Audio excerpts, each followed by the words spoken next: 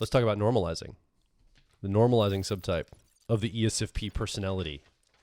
Right. So this is a subtype that I don't think most people associate with ESFPs. This might be the one that people are like maybe if you're a normalizing ESFP subtype yourself, you might have struggled to find your personality type because it goes against all the stereotypes. Well, as an EFP, I'm an ENFP. The idea of the word normalizing makes my skin crawl. Like that word, it feels like profanity to me. Like, normalizing. Oh God, that sounds so horrible. Yeah. But I know that there's people wired this way. Yeah. Well, I'm not sure why it makes your skin crawl, but there is a component to, but you also, we've discovered when we get to ENFP types that you're probably more of a creative subtype. Yeah. And creatives and normalizing subtypes are actually almost diametrically opposed from each other. So it is unsurprising that you're not that attracted to the concept. Right? Of course. But there is a lot of benefits to being a normalizing ESFP. In some ways, they're less one-sided. They're a little bit more balanced. And so there are some advantages there.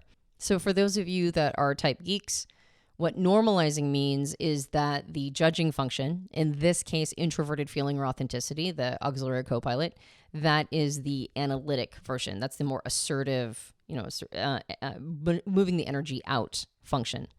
And the perceiving function, in this case, extroverted sensing or sensation, the dominant or driver, that is the holistic. That's the more receptive energy. And that's what makes the normalizing subtype.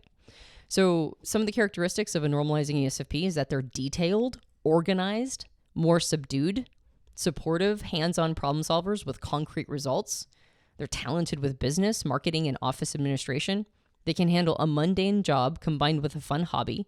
They're down to earth and they dislike abstractions. So this is not something that a lot of ESFPs would, or this is not what we think of as an ESFP, a detail-oriented person, somebody who actually can sit for long amounts of time to do administrative work, somebody who is very organized. But this is an ESFP subtype.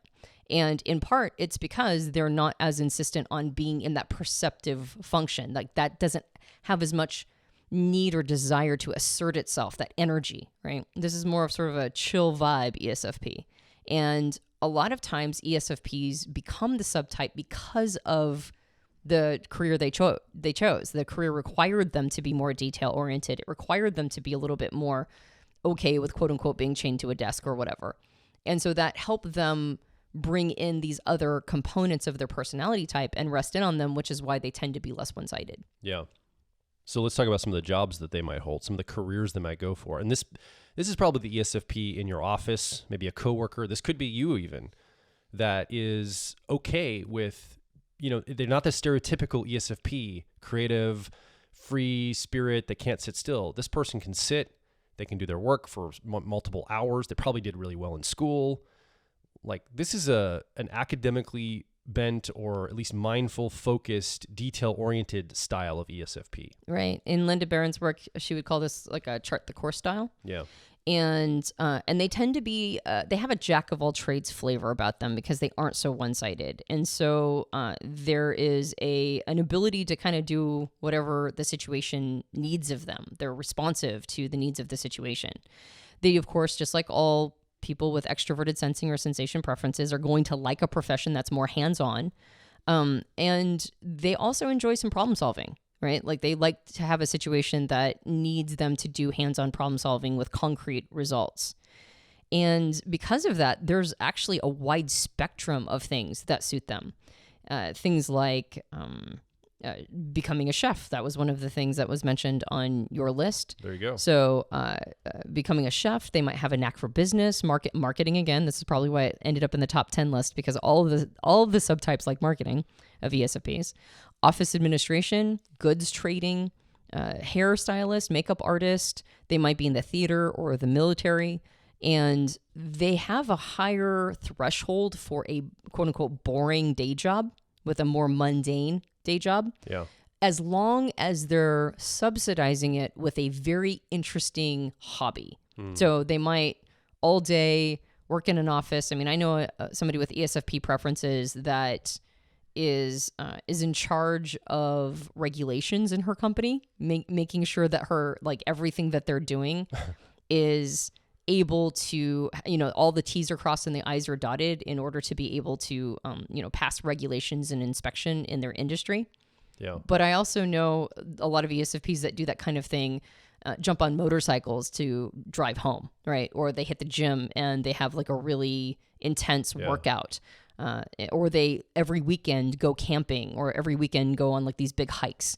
So if you do have one of these kinds of careers, as long as you have an interesting, hobby that allows you to feel a sense of aliveness, then a normalizing ESFP has a higher threshold for more office administration style jobs. Yeah, and you mentioned like makeup artist, being in the theater, and immediately I went, wait a second, wouldn't that be a creative type ESFP? But the difference here is the creative type ESFPs are usually ones on stage in the spotlight. You mentioned like makeup artist. This is still a creative outlet, but it's not necessarily being the spotlight person. It's still contributing creatively to something. It's facilitating and supporting, but it's not the person up on the stage. Mm-hmm. Yeah, exactly. And so a more of a support position, I think that is definitely a part of that. But there's that creative flavoring still. You can see it, right? Mm-hmm, exactly. And I think that more subdued feeling for ESFPs of this subtype, I think it also gives them more patience for longer term projects. So these are the ESFPs that might be writing a book in the background. They might be doing a long-term project that you can see really pulls in maybe that introverted intuition or perspectives function for those of you who are into type, in cognitive functions.